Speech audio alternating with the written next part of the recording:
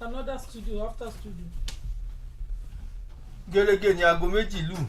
Èyí ni rédíò Aloore tó kalẹ̀ sí yàrá ìgbóhùnsáfẹ́fẹ́ GSM nílé iṣẹ́ ètò ìròyìn àṣà àti ìrìnàjò afẹ́ ti ìpínlẹ̀ Ọ̀yọ́ sẹkítẹ́rìàtì Agodi nílùú Ìbàdàn.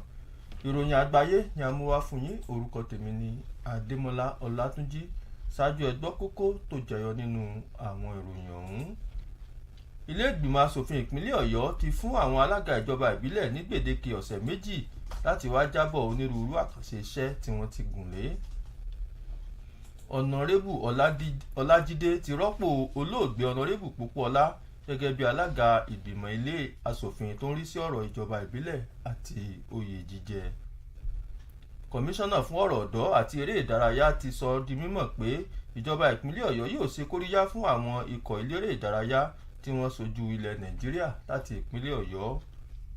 Wàyí o, ìjọba àpapọ̀ ti ṣetán láti fowó kún ríra dátà lórí ẹ̀rọ ayélujára tó ń ti owó ìpè lórí ẹ̀rọ ìbáraẹnisọ̀rọ̀.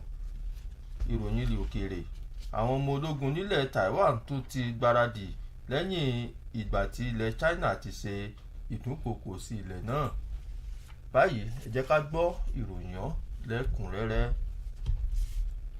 Látàrí ìwé ẹ̀sùn lọ́lọ́kan òjọ̀kan tí àwọn ará ìlú ń kọ nípa ìṣọwọ́ṣiṣẹ́ àwọn alága ìjọba ìbílẹ̀ kan nípìnlẹ̀ Ọ̀yọ́, ilé ìgbìmọ̀ asòfin ìpínlẹ̀ yìí ti pa láṣẹ fún àwọn ìjọba ìbílẹ̀ 23 tó wà jákèjádò ìpínlẹ̀ yìí láti wá jábọ̀ onírúurú àkànṣe iṣẹ́ tí wọ́n ti gùn lé fún ìgbáyégbádùn àwọn ènìyàn tó dìbò yàn wọ́n láàrin ọ̀sẹ̀ méjì péré.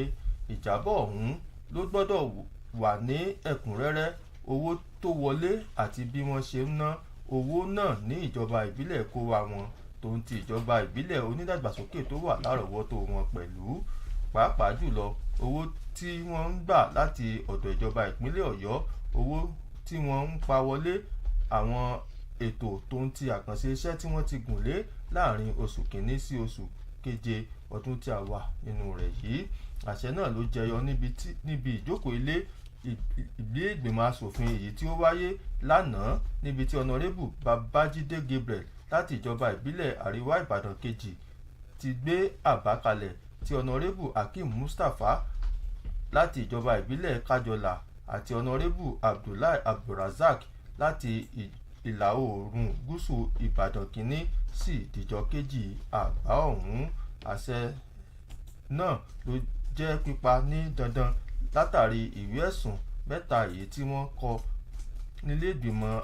kà nílé ìgbìmọ̀ asòfin níbi tí àwọn ará ìlú ti fẹ̀sùn kan alága ìjọba ìbílẹ̀ Ọlọ́runṣògo arábìnrin Olúwakẹ́mi Àkànní, alága ìjọba ìbílẹ̀ Ìwájọwà Ọ̀nàrẹ́bù Adébáre àti alága ìjọba ìbílẹ̀ Ìdó Ọ̀nàrẹ́bù Sheriff Adéọjọ́ fún àṣìlò agbára ní ìjọba ìbílẹ̀ kó wa wọn.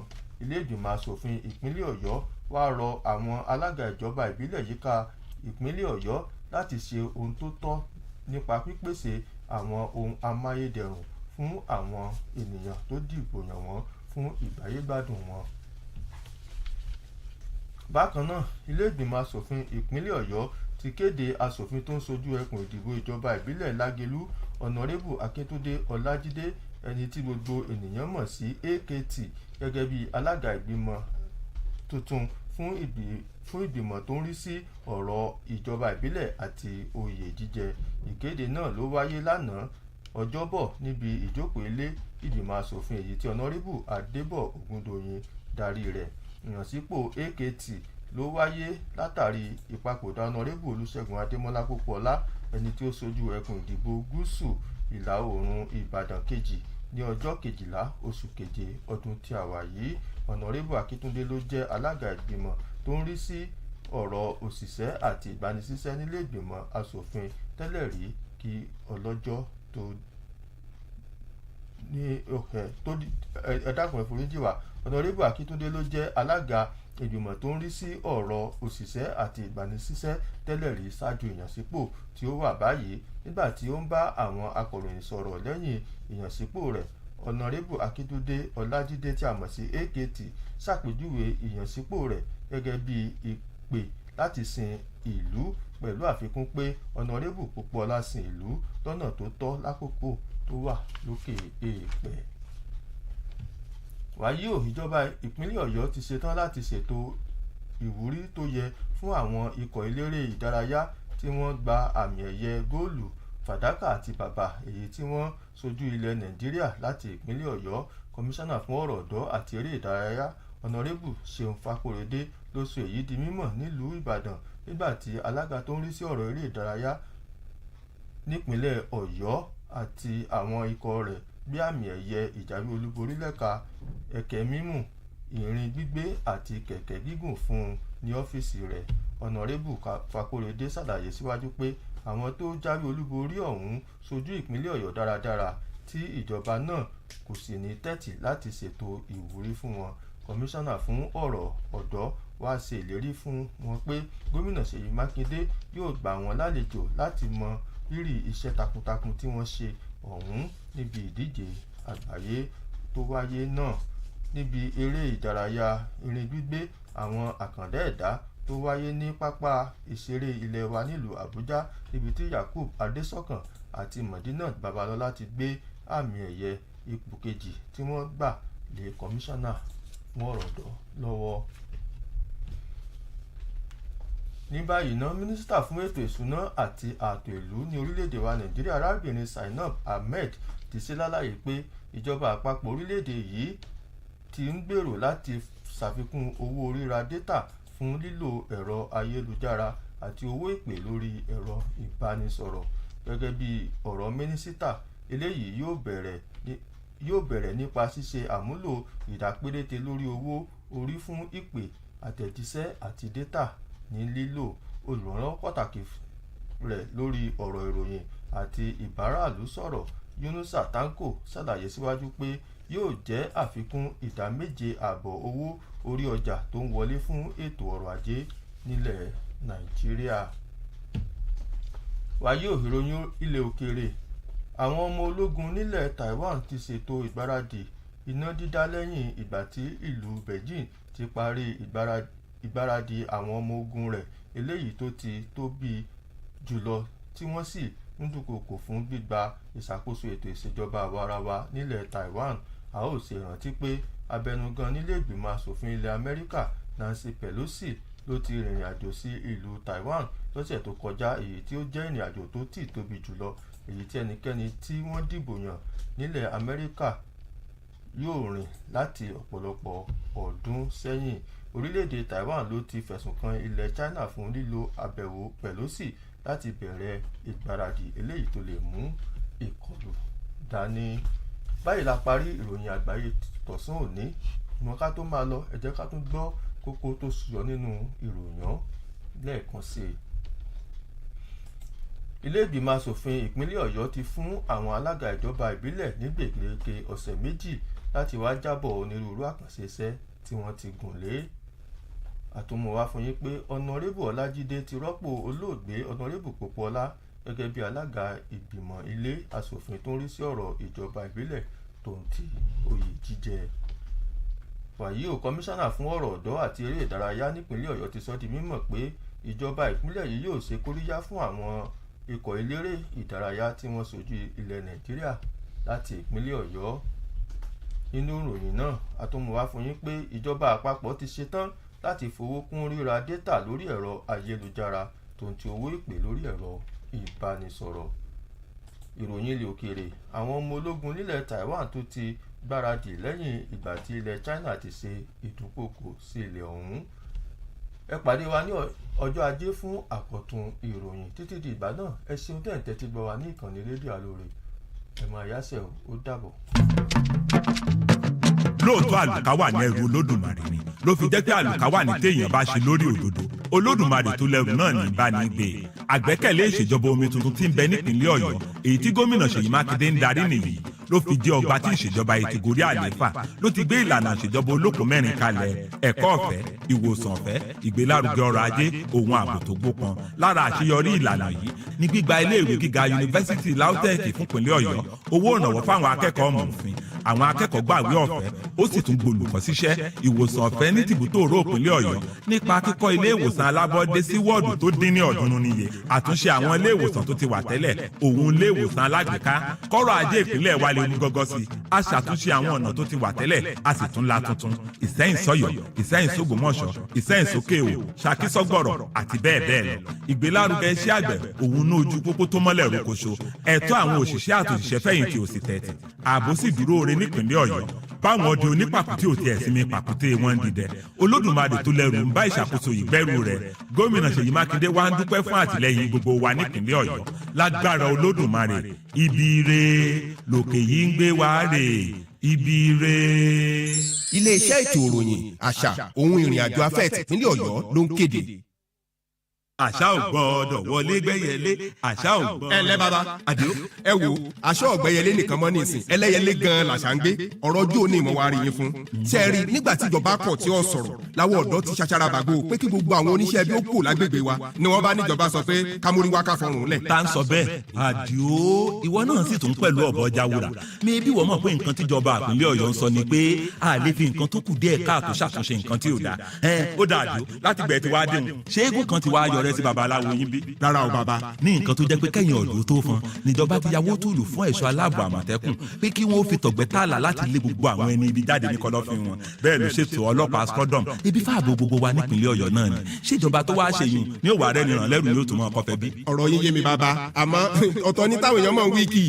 àwọn ará bíi ti tòṣèlú bọ̀ ọ́nù nígbà àtàkùté wọn mẹ́tẹ̀ẹ̀ta ò rí wọn lórí ẹ̀rọ ayélujára táwọn ti ròyìn òfegè ní ibi láti sọ̀jọba gómìnà Ṣèyí Mákindé ní súná bú ni. bàbá kí là á wà á ṣe ṣé ẹ mọ̀ pọ́rọ̀ sọkúsọ bíi náà nú ẹ̀rùn ni. ẹ̀yin ọ̀dọ́ tẹ́ ẹ nífẹ̀ẹ́ ìpínlẹ̀ Ọ̀yọ́ dénú náà ni kẹ́ ẹ sọ fún gbogbo òlù pé orí ìpinnu àṣà ò gbọdọ̀ wọlé gbẹ́yẹlé níjọba ìpínlẹ̀ Ọ̀yọ́ dúró lé. ó ti yé mi bàbá mo sì ń lọ rí fọn rere rẹ̀ náà nù.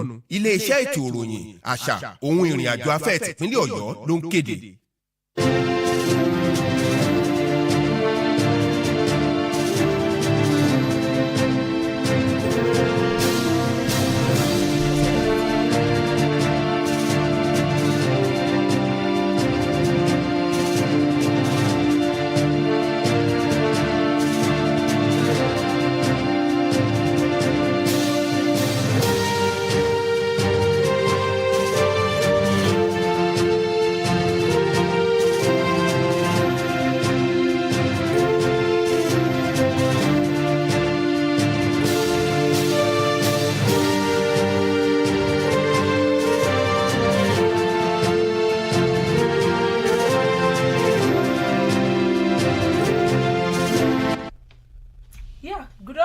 You're welcome to World News on Aloore Radio. We transmit from the GSM studio at the Ministry of Information, Culture and Tourism. I'm Timitokpe Ojawo. Welcome to the World News. The highlights first. Oyo Assembly gives Council Chairman 2 weeks to submit report of activities. Honorable Olajide replaces late Bukwola as Chairman Oyo House of Assembly Committee on Local Government and Chieftaincy Matters. Oyo State Government will reward International Athletic Champions, Sports Commissioner. Federal Government to implement a new tariff hike on duties calls. On the foreign scene, Taiwan holds military drilling after China repeated threats. Now the news in details. Following the petitions and allegations of abuse of office, non-performances, gross misconduct, and financial recklessness against some local government chairmen in Oyo State by their people and other stakeholders, the State House of Assembly has directed all the 33 councils bosses in the state to submit reports of their activities within the next 2 weeks. The report must contain detailed information on the income and expenditure of all the local government councils and their local council development areas (LCDAs), and this also includes funds allocation, internally generated revenue (IGR), program and project executed between January and July 2022. The directive was part of the resolution of the House of Thursday, while deliberating on a motion jointly sponsored by Honorable Babajide Gabriel Ibadan North 2, Honorable Akeem Mustafa Kajola, and Honorable Abdullahi Abdulrazak Ibadan South East 1. The directive also became imperative following 3 petitions read at the floor of the House, accusing the chairman of Olorunshogo, Mrs. Oluwakemi Akoni Iwajowa, Honorable Adebare and Hido, Honorable Sheriff Adeojo of gross abuse of office. The House urged the chairman to be more responsive and proactive to the needs and yearning of the local people in their domains by providing basic amenities. Meanwhile, the Oyo State House of Assembly has announced member representing Lagelu State constituency, Honorable Akitude Olajide, popularly known as AKT, as the new chairman House Committee on Local Government and Chieftaincy Matters. The announcement was made on Thursday at the plenary by the Speaker of Oyo State House of Assembly, Honorable Adebo Ogundoyin. The appointment of AKT followed the demise of Honorable Olusegun Ademola Popola, represented by the Southeast 2 on the 12th of July 2022. Honorable Akitude was on his new appointment the chairman, House Committee on Labour, Employment and Productivity. In a chat with newsmen, Honorable Akitude Olajide described the appointment as another call to serve, adding that the late Honorable Popola served meritoriously and diligently as the chairman of the committee. In the meantime, the Oyo State government will give adequate rewards and motivation to the athletic champion that won gold, silver and bronze medals at the national and international competitions. The Commissioner for Youth and Sports, Honorable Sheikh Fakorede, dropped this hint in Ibadan when the chairman of the Oyo State Sports Council and his team represented the athletic champions in weightlifting, powerlifting and cycling to him in his office. Honorable Fakorede stated further that the champions made Oyo State proud and the government will ensure that they are rewarded accordingly to serve as an impetus for them to achieve greater heights in the foreseeable future. The Commissioner pledged on behalf of the state government that the Executive Governor of the state, Engineer Seyi Makinde, will host the athletic champion in recognition of the remarkable, outstanding and excellent performances during the various international tournaments. The Olympian para-powerlifting champions, Yakubu Adeshoko and Modinot Babalola, represented the trophy won at First Runner Up during the first Para Games in MKO Abiola Stadium, Abuja.